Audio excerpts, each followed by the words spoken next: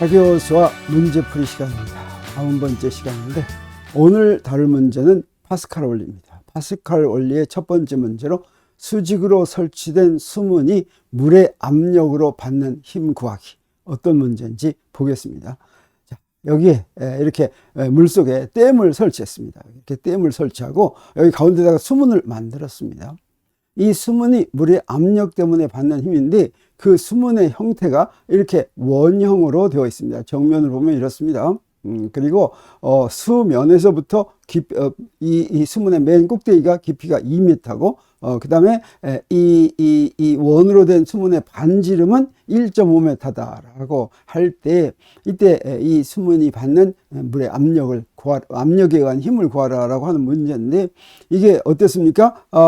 깊이 들어가면 들어갈수록 압력이 더 커지기 때문에 사실은 간단한 문제가 아닐 수도 있는 것입니다. 이 문제를 어떻게 해결하느냐? 이 문제는 파스칼 원리로 해결하는데 그러기 위해서 우리 유체역학을 조금 이제 복습하겠습니다.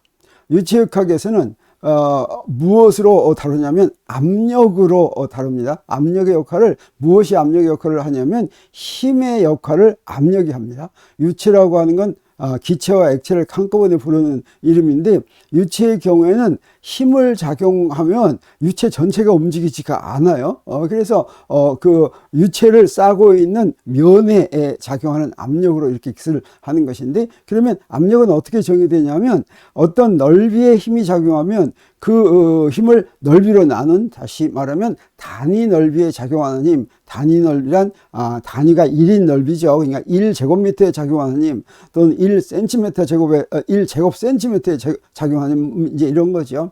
그런데 그 면에 힘이 고르게 작용하면 어디나 작용하는 힘의 정도가 같으면 우리 압력을 어떻게 구할 수가 있냐면 그 힘을 그냥 넓이로 나누면 압력이 됩니다. 그래서 어떤 부분이 다 똑같으니까 힘으로 나누면 되겠죠. 자, 이런 경우에는 압력을 안다고 하면 힘 구할 때 압력 곱하기 넓이 하면 되겠습니다. 그런데 힘이 이 면에 따라서 어떤 부분에는 좀 세게, 어떤 부분에는 좀 약하게 힘이 이렇게 작용한다고 한다면 이 힘을 어떤 하나의 숫자로 대표할 수가 없죠. 그럴 때는 어떻게 하느냐? 그 면을 잘게 자릅니다. 그래서 잘게 잘라가지고 DS라고 하는 미분의 넓이에 작용하는 힘 DF를 DS로 나누면 그러면 그 위치에서의 압력이 나옵니다. 그래서 이 압력은 위치의 함수가 되는 거죠. 이럴 때 압력을 위치의 함수로 알면 힘은 어떻게 구하느냐? 그 압력에다가 넓이를 곱하면 되는데 이때 재미있는 것은 힘은 벡터량이지만 압력은 벡터량이 아닙니다. 우리 압력도 방향을 갖는 것처럼 보이죠. 그런데 방향 갖는다고 전부 다 벡터가 아닙니다. 벡터이려면 방향을 갖는 것도 사실이 가져야지 되기도 하지만 벡터 덧셈 법칙을 만족해야 됩니다. 두 개를 더할 때 벡터 덧셈 법칙을 이용해서 더할 수 있는 그런 방향을 갖는 양, 이것이 벡터양이 되는 것이죠. 자, 그러면 우리 이 압력은 어떤 방향으로 작용하는지 우리 보면 우리 이렇게 어떻게 얘기할 수가 있냐면 유체 속에 이렇게 물체가 들어있는 경우를 생각할 수가 있습니다. 그러면 이 물에 의한 압력이 이 물체에 작용하죠. 그때는 어떻게 작용하냐? 이게 정지한 유체일 경우에는 유체가 움직이지 않을 경우에는 반드시 어때야 되냐면 요 물체의 면에 수직인 방향으로 압력이 작용해야지만 됩니다. 만약에 수직인 방향이 아니라면 유체가 이동하게 돼 있어요. 그리고 유체 내부에서는 어떠냐? 유체 내부에서 한 점에서는 그 점에서 압력이 모든 방향으로 똑같이 작용합니다. 그래서 여기다가 압력 구하려고 하려면 어때야 됩니까? 어떤 면에 작용하는 힘을 먼저 구해야 되죠. 그래서 그 면을 갖다 놓고 그 면에 작용하는 힘을 면의 넓이로 나눈 거죠. 그러면 이때 이렇게 면을 갖다 놓으면 압력이 위에서 아래로 작용합니다. 이렇게 갖다 놓으면 옆으로 작용합니다. 이렇게 작용하면 아래에서 위로 작용합니다. 어떻습니까? 이 한 점에서 압력이 모든 방향으로 작용하죠. 그래서 유체 내부에서 어떤 한 점에서는 특히 정지된 유체의 경우에 모든 방향으로 작용한다. 이렇게 얘기할 수가 있습니다. 그러면 유체의 운동을 설명하려면 어떤 법칙을 사용할까? 물론 어떤 법칙을 사용해야 되겠습니까? 모든 자연현상은 무엇을 사용한다고 했어요? 뉴턴의 운동 방정식을 적용한다고 그랬죠. 근데 유체의 경우에는 유체가 정지해 있을 때하고 움직일 때 흐르는 유체하고 둘을 구분하는 것이 좋습니다. 그래서 정지한 유체에서는 우리 무엇을 이용해서 문제를 푸냐면 파스칼 원리를 이용해서 문제를 풉니다. 이 파스칼은 언제 사람이냐면 17세기 사람이에요. 그래서 파스칼 원리가 언제 나왔냐면 1653년에 나왔습니다. 그래서 이 파스칼 원리는 뉴턴의 운동방정식이 나오기 전, 뉴턴의 운동방정식은 언제 나왔습니까? 1687년에 나왔죠. 그래서 그 전에 나왔다라고 하는 걸 우리가 알 수가 있습니다. 그렇지만 우리 뉴턴의 운동방정식으로부터 파스칼 원리를 바로 유도해낼 수가 있습니다. 파스칼 원리는 어떻게 성립한 거냐면 뉴턴의 운동방정식 때문에 성립한 것이다. 이렇게 얘기할 수도 있죠. 그리고 흐르는 유체를 이제 설명하는 법칙은 무엇이었습니까? 여러분 잘 아는 것처럼 베르누이 방정식이죠. 베르누이는 18세기 사람이었고 이 사람은 1738년에 이 식을 발표했습니다. 그러니까 어떻습니까? 뉴턴의 운동방정식이 나온 다음이죠. 그러면 베르누이 방정식을 베르누이는 뉴턴의 운동방정식으로부터 유도했느냐? 그렇지 않습니다. 실험에 의해서 이제 방정식을 먼저 만들어냈습니다. 그리고 알고 보니까 어때야 되겠습니까? 이게 왜 성립하는가 하는 것은 뉴턴의 운동방정식으로 증명할 수가 있어야지만 되겠죠. 그러면 우리는 파스칼 원리가 뉴턴의 운동방정식으로부터 어떻게 성립하는지 간단히 보고 파스칼 원리를 적용해서 이 문제를 풀어보기로 하겠습니다. 파스칼 원리를 적용하기 위해서는 여기에 정지한 유체에 파스칼 원리 적용한다고 했죠. 지금 물이 유체가 이렇게 있다고 하겠어요. 이 유체인데 이 유체 중에 어떤 깊이에서의 지금 압력을 고려하려고 합니다. 그러면 유체에서 이만큼 이 부분을 상상해서 이렇게 잘라냅니다. 그래서 여기에 단면의 넓이는 ds라고 하겠어요. 그리고 깊이는 h라고 하겠어요. 그래서 이 h인 곳에서의 압력을 우리가 구하려고 합니다. 이때 유체의 밀도를 rho라고 하고, 그 다음에 지금 유체가 있는 저 위에는 뭐가 있겠습니까? 공기가 있겠죠. 그래서 여기에 대기압이 누르고 있습니다. 대기압을 P0라고 하겠습니다. 그리고 여기에 그 원통 내부에서 이제 요 H인 곳에서 이제 pH를 구할 텐데 무엇을 이용하냐면 뉴턴의 운동방정식은 물체에 적용하는 거죠. 어떤 물체에다 적용하냐면 지금 이렇게 만든 저 유체 기둥 여기에다가 뉴턴의 운동방정식을 적용하려고 합니다. 그래서 요걸 그래가지고 pH, H에서의 압력을 한번 구해보기로 하겠습니다. 자, 그러면 저 부분만 따로 떼어서 이렇게 그리겠어요. 이렇게 그리면 어떻게 됩니까? 우리 요 부분이 받는 힘을 전부 다 볼 것 같으면 위에서 공기가 누르는, 대기가 누르는 힘이 있죠. 그걸 F1이라고 하겠습니다. 그러면 여기서는 어떻습니까? 대기의 압력이 위에서 아랫방향으로 이렇게 작용하죠. 압력을 P0라고 했으니까 P0고 넓이는 ds라고 그랬죠. 그래서 P0 ds가 바로 위에서 이 부분을 아래로 누르는 힘이 되겠습니다. 그리고 이 부분이 질량을 갖고 있으니까 지구가 잡아내겠죠. 그 중력이죠. 그건 어떻게 하면 됩니까? 질량 곱하기 g인데 질량은 밀도에다가 부피를 곱하면 되죠. 자, 이 부분은 부피가 얼마입니까? 여기 단면의 넓이가 ds고 높이가 h라고 그랬으니까 부피가 rho h ds네요. 거기다 g를 곱하면 되겠어요. 이게 바로 중력입니다. 그래서 중력이 이물체 아래로 mg 작용하죠. 그리고 저 아래에서는 어떻게 해야 되겠습니까? 아래에서는 유체가 있으니까 그 유체가 위로 작용하겠습니다. 그래서 유체 그 압력이 위로 작용하는 힘, 그건 어떻게 하냐면 거기에서의 압력, 사실 거기에서의 압력을 우리가 구하려고 하는 거죠. 거기에다가 ds를 곱한 게 되겠어요. 그래서 요 ft는 아래에서 위로 작용한다라고 할 수가 있겠죠. 그래서 요 세 힘이 다 작용했으니까 이 원통에 작용하는 합력은 요 세 힘을 방향을 고려해서 다 더하면 되겠죠. 그래서 다 더했더니 어떻게 됩니까? F1 더하기 mg 빼기 F2 그랬습니다. 이건 무슨 뜻이에요? 아랫방향을 플러스 방향으로 정했습니다. 그러면 F1 더하기 mg 빼기 F2 이렇게 되겠죠. 이걸 저 위에 있는 걸 대입합니다. 그러면 P0 ds 더하기 rho gh ds 빼기 ph ds 이렇게 되겠습니다. 그리고 이제 우리 여기 뉴턴의 운동방정식을 적용해야 될 텐데 이 원통의 가속도는 얼마입니까?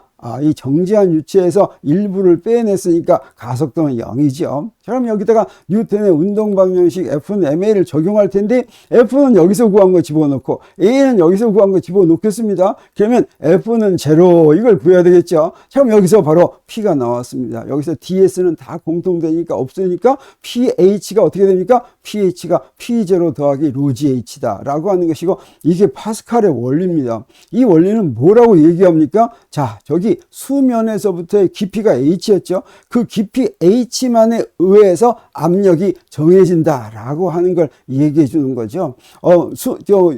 정지한 유체가 있으면 정지한 유체에서의 어느 부분에서의 압력이든지 그 압력을 정하는 요소는 무엇입니까? 대기압하고, 대기압은 딱 정해져 있으니까 그거는 안 변하는 거죠. 그 다음에 수면에서부터의 깊이에 따라서 압력이 달라진다고 하는 게 됩니다.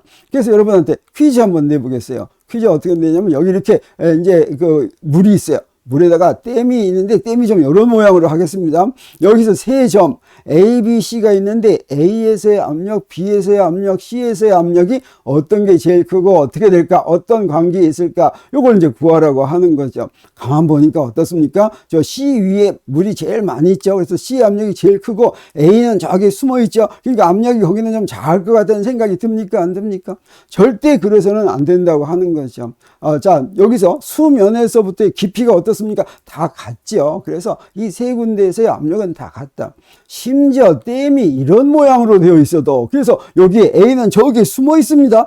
그러더라도 세 점에서의 압력은 다 같다라고 해야 된다고 하는 것입니다. 이걸 우리 잊지 말아야 되겠습니다. 자, 그러면 문제 풀어보겠습니다. 문제 풀 때 어떻게 하면 되겠습니까? 우리 역학 문제 풀 때는 항상 기준계를 먼저 정하죠. 기준계 정하겠습니다. 어떻게 정하냐면, 저기 그 문에 원점을 지나는 수평 방향을 X축, 수직 방향을 위로 Y축 이렇게 하겠습니다.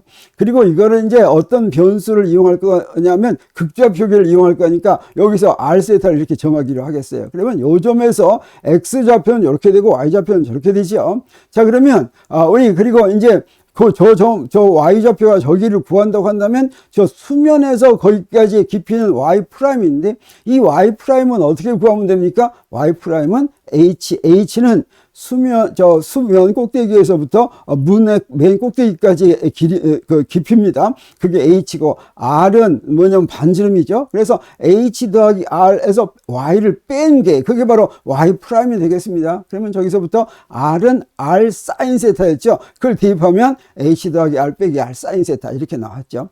그러면 Y에서의 물의 압력, 다시 말하면 Y점은 어디입니까? 바로 여기죠. 자, 여기에서의 물의 압력은 무엇에 의해서만 결정된다고 그랬습니까? 그것은 P0 하고서 로지 Y 프라임 그랬죠. Y 프라임이 바로 뭐였습니까? 요거였죠. 요걸 세타로 표시하면 어떻게 됩니까? 이렇게 되는 거. 자, 그래서 우리 물의 압력을 바로 구할 수 있게 됐습니다.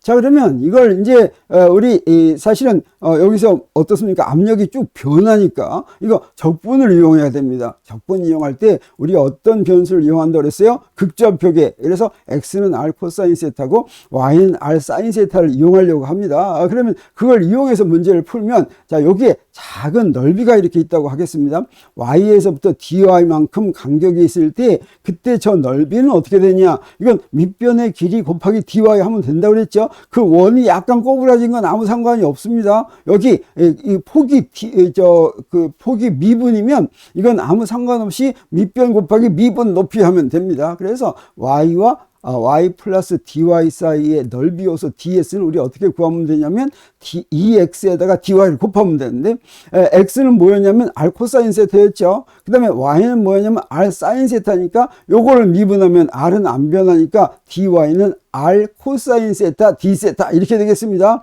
그래서 넓이 요소는 다시 정리하니까 2r 제곱 코사인 제곱 세타 d 세타 이렇게 됐어요. 그래서 이 넓이 요소에 작용하는 압력을 구하면 어떻게 되냐? 요 df는 요 점에서, 저 y라는 점에서의 압력에다가 ds를 곱한 것이죠. 자, 그래서 py에다 ds를 곱한 것인데, py는 아까 여기서 구해놨습니다. 여기 구해놓은 거 여기다가 ds를 이렇게 곱했어요. 자, 이렇게 곱했더니 이건 두 항으로 되어 있는 걸 알 수가 있습니다. 그래서 한 항은 어떤 항이냐면 여기에 코사인 제곱 세타 D 세타 항하고 나머지는 다 상수입니다. 그 다음에 빼기 한 다음에 코사인 제곱 세타 사인 세타 D 세타인 이런 항. 그래서 요거는 지금 DS에서 받는 힘이죠.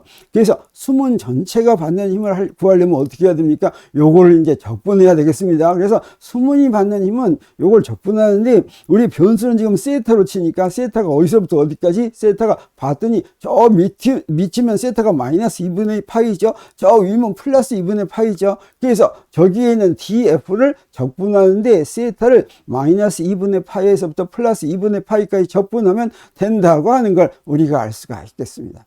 근데 봤더니 저기에 있는 적분이 그렇게 간단하게 될 것 같지가 않네요.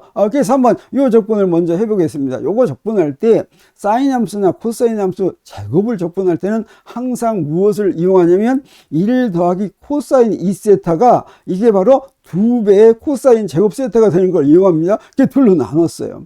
근데 코사인 2세타를 요 구간에서 적분하면 어떻게 되냐면 0됩니다. 그래서 요거 2분의 1만 적분하면 되니까 2분의 1을 적분하면 마이너스 2분의 파이에서부터 플러스 2분의 파이까지가 파이니까 그거 그냥 둘로 나눈 것과 같죠. 그래서 위에 있는 적분은 2분의 파이가 되는 걸 알 수가 있고, 그 다음에 아래에 있는 적분은 이거는 좀 쉽습니다. 왜 그러냐면 사인 세타 D 세타를 뭘로 고칠 수가 있냐면 D 코사인 세타하고서 마이너스로 고칠 수가 있는데 요건 뭐가 되냐면 3분의 코사인 3승 세타가 됩니다. 근데 이 세타에다가 2분의 파이나 마이너스 2분의 파이를 대입하면 이거 항상 0입니다. 그래서 요거 두 번째 적분은 0이 되는 걸 우리가 알 수가 있어요. 첫 번째 적분은 2분의 파이니까 저기다 다 곱하니까 뭐가 됐습니까? 네, 여기 파이 r 제곱 이렇게 곱하면 됐죠. 여기 2r 제곱에다가 2분의 파이를 곱했습니다. 이렇게 해서 우리가 수문이 받는 힘을 구했습니다. 그래서 여기에 이제 숫자가 다 주어졌죠. 수문이 받는 힘은 이렇게 되는데 여기 뭐가 주어졌습니까? 네, 대기압이 주어지고 물의 밀도가 주어지고 중력 가속도가 주어지고 그 다음에 H도 주어지고 수문의 반지름도 주어졌으니까 이걸 전부 다 대입할 것 같으면 어떻게 됩니까? 여기서 이렇게 구합니다. 근데 우리 이렇게 구했을 때 이 단위들이 전부 다 국지 단위, SI 단위니까 이렇게 해서 구한 힘의 단위도 그냥 SI 단위, 뉴턴이 되겠어요. 그래서 구했더니 3.436 곱하기 10의 5승 뉴턴이 됐는데 이렇게 10의 몇 승 이럴 때는 3승 단위로 쪼개서 표현하면 좋죠. 이걸 뭐라고 얘기하냐면 343.6 킬로 뉴턴 이렇게 표현하면 아주 좋습니다. 자, 이렇게 해서 답을 구했는데 이 답을 조금 살펴보겠어요.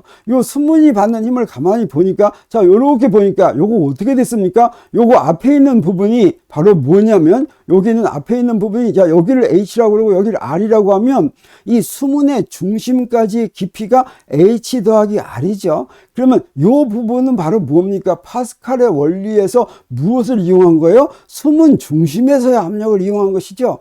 그리고 이 부분은 바로 뭡니까? 요건 수문의 넓이죠. 그랬더니 지금까지 막 적분 힘들게 했는데 그렇게 할 필요가 있습니까? 없습니까? 이 수문의 중심에서의 압력 딱 구한 다음에 넓이만 곱하면 수문이 받는 힘 나왔습니다. 그래서 과연 이게 수문 형태에 관계없이 항상 수문 중심에서의 압력에다가 수문의 넓이를 곱하면 수문이 받는 힘을 구할 수 있을까 하는 그런 의문이 생기죠. 사실 이렇게 간단해진 것은 바로 뭐냐면 압력이 깊이에 비례했기 때문입니다. 그래서 위로 가나 아래로 가나 점점 증가하는 기울기가 압력이 증가하는 기울기가 일정하기 때문에 그 딱 중간에서의 압력에다가 전체 넓이를 곱한 것이죠.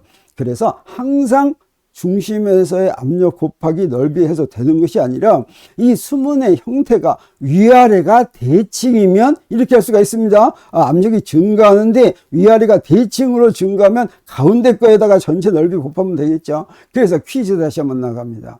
중심에서의 압력에다가 수문의 넓이를 곱하면 그 수문에 작용하는 힘을 구했는데 자, 이런 여러 가지 형태 중에서 이렇게 간단하게 구할 수 있는 경우가 어떤 것일까 한번 골라보라고 하는 거죠. 자, 첫 번째는 어떻습니까? 위아래가 대칭입니까? 아닙니까? 이 정삼각형은 아니죠. 아래쪽이 더 넓죠. 그래서 이건 구할 수가 없겠습니다. 근데 정사각형의 경우에는 어떻습니까? 위아래가 대칭이죠. 그래서 이 경우도 중심에서의 압력 곱하기 넓이 하면 나오겠습니다. 자, 이 경우는 어떻습니까? 위가 더 많죠. 그래서 이것도 할 수가 없을 것 같고 이건 어떻습니까? 대칭이죠. 이건 할 수가 있겠다라고 하는 생각이 듭니다. 그래서 오늘 처음으로 유체역학에서 나오는 파스칼 원리의 첫 번째 문제로 우리 파스칼 원리에 대해서 우리 잘 알아봤습니다. 네, 예, 오늘 여기서 마치고 다음엔 또 다른 문제를 가지고 오겠습니다. 여러분이 문제를 좀 제안해 줘도 좋습니다. 네, 안녕히 계세요.